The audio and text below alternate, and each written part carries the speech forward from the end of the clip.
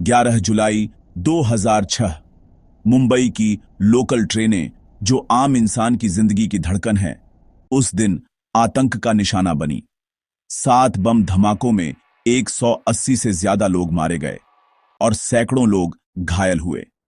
12 लोगों को आतंकवादी कहकर गिरफ्तार किया गया, लेकिन 18 साल बाद 11 जुलाई 2006 की शाम महज 11 मिनट में मुंबई की 7 लोकल ट्रेनों में जबरदस्त धमाके हुए। तुरंत शक गया पाकिस्तान आधारित आतंकी संगठनों पर। एटीएस ने 12 मुसलमान युवकों को पकड़ा। उन पर साजिश, बम प्लांटिंग और पाकिस्तान में ट्रेनिंग लेने का आरोप था। 2015 में 5 को फांसी, 7 को उम्र कैद की सजा हुई। 21 जुलाई 2025 बॉम्बे हाई कोर्ट ने सभी 12 अभियुक्तों को बरी कर दिया।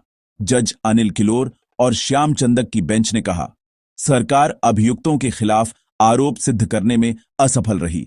सबसे बड़ा कारण सीडीआर यानी कॉल डिटेल रिकॉर्ड्स का जानबूझकर नष्ट किया जाना। जिन मोबाइल नंबरों पर केस टिका था, उन्हीं का डेटा मिटा दिया गया। सीडीआर से अभियुक्तों की लोकेशन मूवमेंट और साजिश की पुष्टि या खंडन किया जा सकता था। एटीएस ने कहा कि डेटा उपलब्ध नहीं है, लेकिन कोर्ट ने माना कि यह जानबूझकर नष्ट किया गया। कोर्ट का कहना था, यह न्याय की मूल भावना और आर्टिकल 21 न्यायपूर्ण सुनवाई के अधिकार का घोर उल्लंघन है।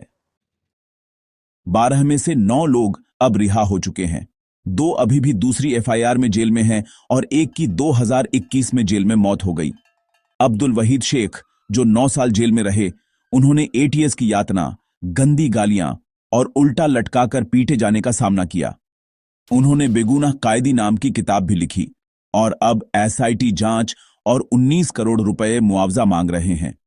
मोहम्मद अली शेख, जो 19 साल जेल में रहे, उनके साथ भी बहुत बुरा हुआ। एटीएस ने उनके 11 साल के बेटे को थप्पड़ मारा, परिवार को धमकाया। उनके पिता की मौत जेल में हो गई और भाई के जनाजे में जाने के लिए 1,70,000 रुपए की एस्कॉर्ट फीस लगी। जमीर शेख के माता पिता की भी मौत हो गई। जब वह जेल में थे, उनका बेटा अब इंजीनियर है। जब जमीर को गिरफ्तार किया गया था, तब वह पहली कक्षा में था। कोर्ट ने एटीएस की जांच पर कई सवाल उठाए।